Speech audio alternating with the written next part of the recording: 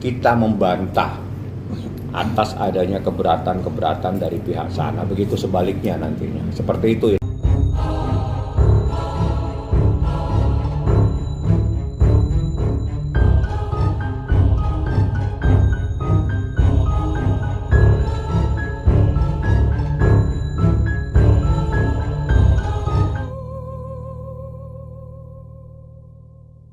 Bandingnya itu tanggal 29, kami menjadi pemohon banding kedua, jadi dua-duanya sudah banding dan mereka sudah menyerahkan memori bandingnya itu pada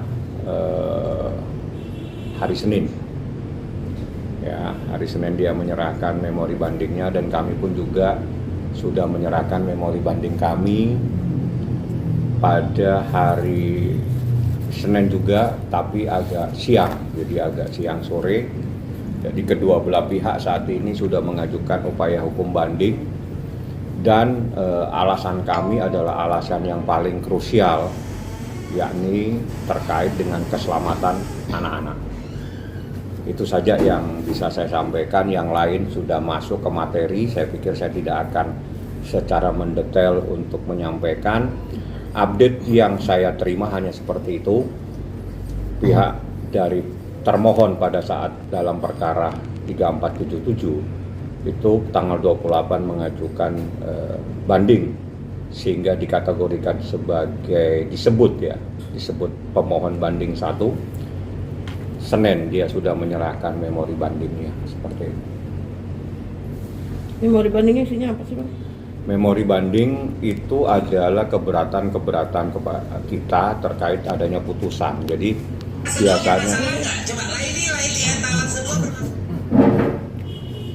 biasanya itu adalah kita mencoba adu argumentasi secara hukum terkait dengan adanya putusan-putusan. Jadi kalau secara mendetail mungkin saya pikir tidak elok saya sampaikan, tapi yang jelas jumlah memori banding kami itu sebanyak 36 halaman dan sudah saya serahkan secara ekot kemarin dan tadi sudah mendapatkan tanda terima, secara fisiknya pun sudah diterima oleh Pengadilan Agama Jakarta Selatan. Sehingga hari ini ada dua pihak yang mengajukan banding.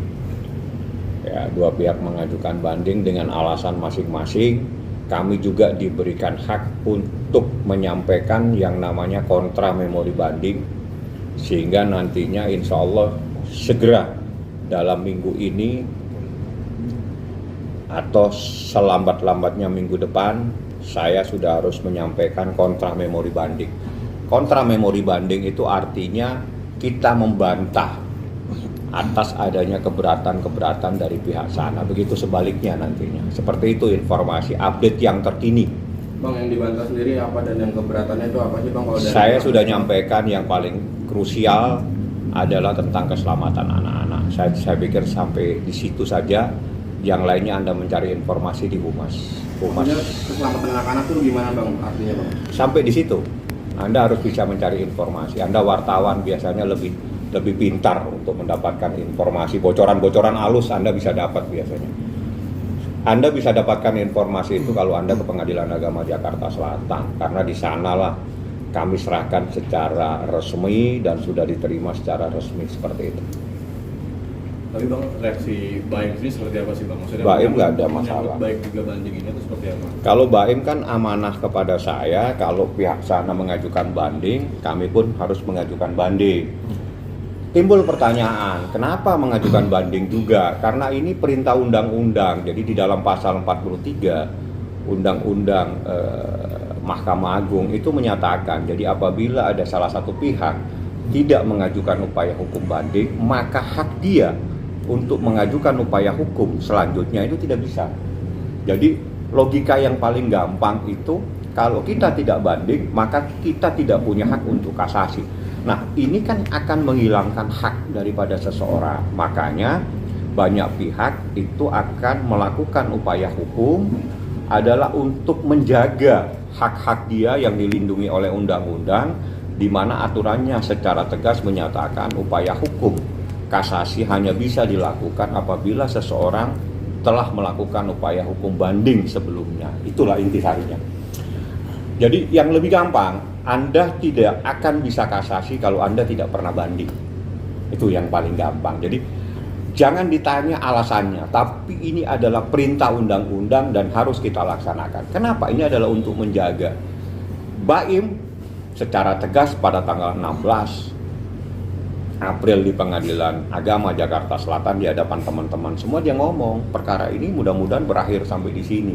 Saya berharap tidak perlu lagi upaya banding, kalau emang mau ketemu anak-anak silakan. Itu adalah dengan hati lapang, hati besar dia menyatakan ini sudah harus kita akhiri ini masalah. Dan itu tanggal 16 sekitar jam 10 lah, kurang lebih ya, antara jam 9 jam 10 dia sudah menyampaikan. Artinya Baim itu tidak mau, tapi karena perintah undang-undang supaya hak seseorang itu tidak hilang, maka kita melaksanakan upaya hukum tersebut seperti itu. Tapi Bang, menanggapi ini juga nggak sih Bang, terkait pihak Lola yang melaporkan ke KY itu dari pihak hakim sendiri gitu? Kalau itu saya tidak akan terlalu, orang untuk mengadu boleh, tapi KY itu adalah komisi yudisial, biasanya memeriksa terkait dengan etika profesi. Jadi etika profesi itu misalnya begini, seseorang hakim itu bertemu dengan kuasa hukum atau dengan pihak itu melanggar etika, itu silakan dilaporkan. Tapi kalau melaporkan ke KY terkait dengan pertimbangan hakim yang menyatakan terjadi nuyus, terjadi istri yang durhaka, itu upaya hukumnya bukan di KY tapi dibanding. Jadi pertimbangan hakim itu adalah pertimbangan menurut syariat Islam. Jadi tolong hormati agama kami, hormati agama Islam saya yang saya anut. Itulah yang jadi pertimbangan majelis hakim menyatakan istri yang nuyus adalah istri yang durhaka. Nuyus itu apa? Istri yang membohongi suami. Nuyus itu apa? Istri yang tidak menghormati suami. Itu nuyus. Itulah yang dikatakan istri yang durhaka.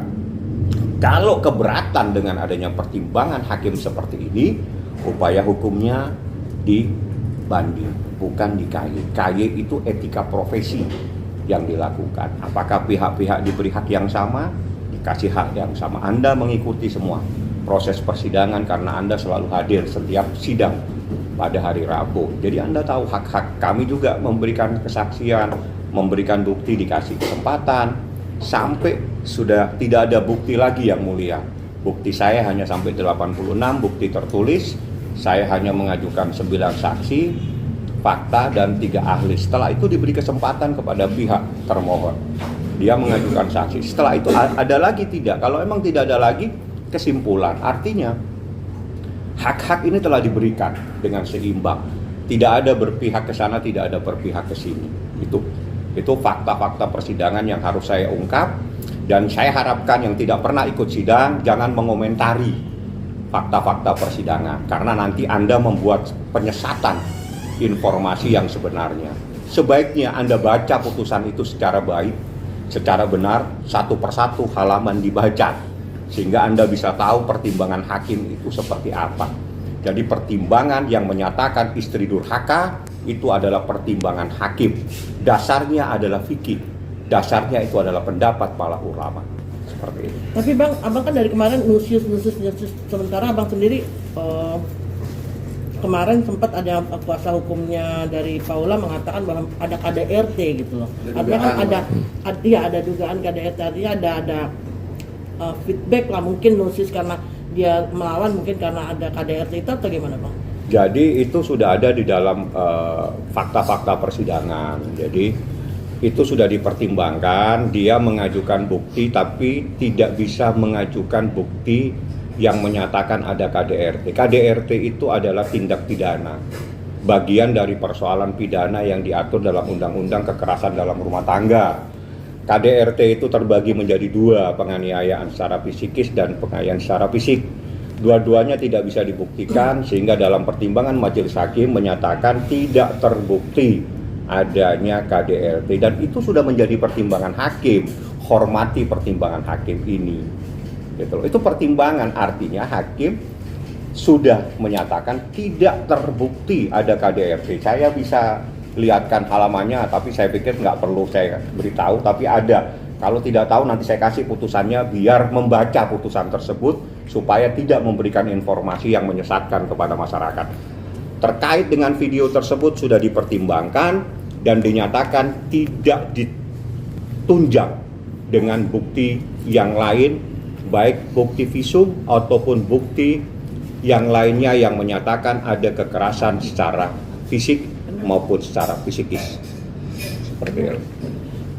Tapi Bang, yang bicara itu kan kuasa hukum yang Ibu Suruh baca putusannya, kalau dia tidak tahu, nanti saya kasih tahu halamannya. Sudah dipertimbangkan, tidak terbukti. Kalau HIV itu gimana Bang? Mungkin Bang. Kalau itu ada di dalam putusan, Anda cek aja, nanti tanyakan, karena akan harus dibuka. Karena itu menjadi pertimbangan. Jadi semua yang ada di pertimbangan itu ada di dalam putusan setebal 121 halaman. Jadi kalau itu tidak perlu saya buka begitu banyak karena halamannya ada 120. Semua ada. Tentang ini ada, KDRT sudah dipertimbangkan tidak terbukti. Bahkan dinyatakan tidak terbukti adanya kekerasan secara fisik maupun psikis. Itu pertimbangan hakim. Hakim ini yang menimbang, yang memutuskan tidak ada. Karena apa? Karena itu didalilkan adanya KDRT. Padahal itu bukan KDRT. Dan tidak bisa dibuktikan dengan adanya bukti. Contoh, bukti adanya laporan polisi. Contoh, bukti adanya visum. Contoh, bukti ada surat keterangan dari ahli psikiater yang menyatakan ada persoalan kekerasan secara fisik yang menyebabkan seseorang trauma. Itu semua tidak ada. Tapi kalau Anda berdalil menyatakan, silakan. Hukum itu adalah pembuktian, bukan berbicara, tapi buktikan. Begitu Anda bilang KDRT, buktikan. Itu tidak bisa dibuktikan di persidangan dan ada dalam putusan ini. Artinya pertimbangan terkait KDRT sudah dipertimbangkan secara matang, secara benar, dan dinyatakan tidak terbukti ada KDRT. Seperti itu. Bang, izin Bang, satu tadi- soal ini Bang, pihak sana kan berulang kali, termasuk juga lewat mulutnya Bang Hotman, pengertian zina dan perselingkuhan. Katanya kan zina itu tidak bisa sangat sulit dibuktikan. Gitu. Harus ada video, harus ada dua pasang mata yang menyaksikan persetubuhan segala macam seperti itu. Sementara kan kalau perselingkuhan juga mungkin waktu itu sempat disebut juga. Sejauh mana itu mungkin bisa diputuskan dalam persidangan atau sudah dibuktikan dalam persidangan kemarin? Artinya ya bukan perzinahan tapi perselingkuhan, lebih ke ada perselingkuhan, ada hubungan antara istri dengan pria yang bukan muhrimnya seperti itu. Ya memang nggak ada, kita nggak pernah mendalilkan adanya perzinahan. Karena perzinahan itu diatur dalam surat An-Nur kalau seingat saya. Bahkan itu lebih keras lagi cara penyelesaiannya, cara pembuktiannya. Kami nggak pernah mendalilkan adanya. Jadi kalau orang tidak paham hukum Islam, tolong jangan masuk dah di persoalan ini. Hormati syariat Islam kami, hormati agama kami, hormati cara hakim pengadilan agama memutus berdasarkan syariat agama Islam. Kalau Anda tidak paham, Anda minggir dari persoalan ini. Karena persetubuhan, perzinahan, perselingkuhan itu hal yang beda. Jauh sekali. Nah, di dalam perkara ini dari awal, sejak Oktober, itu memang ada persoalan dengan orang pihak ketiga. Sebagaimana yang disampaikan oleh pemohon di dalam pada saat ada di tempatnya, setelah kita daftar bahwa ada pihak ketiga sehingga terjadi yang namanya perselingkuhan. Perselingkuhan itu adalah pengkhianatan seorang istri kepada suaminya. Pengkhianatan seorang istri kepada suaminya itu adalah nusus. Nusus itu adalah istri yang durhaka. Nusus itu adalah istri yang tidak menghormati suami. Nusus itu adalah istri yang membohongi suami, istri yang membelakangi suami. Artinya melakukan sesuatu suami tidak tahu. Itu adalah nusus. Beda dengan zina, beda jauh langit dan bumi. Jadi jangan dicampur adukan, berarti tidak paham tentang hukum Islam, tidak paham makna. Seorang istri tidak boleh berduaan dengan laki-laki yang bukan muhrimnya. Itu adalah syariat Islam, itu syariat agama kami. Hormati syariat agama Islam saya. Tolong hormati pemahaman tentang seorang istri tidak boleh berduaan dengan laki-laki yang bukan muhrimnya, dan itu hukumnya haram, dan itu bentuk dari perselingkuhan, itu bentuk orang yang tidak menghormati suaminya, bentuk orang yang mengkhianati suaminya, itu adalah nusyuz. Semua kategori ini pada akhirnya adalah istri yang durhaka kepada suami. Itu supaya clear.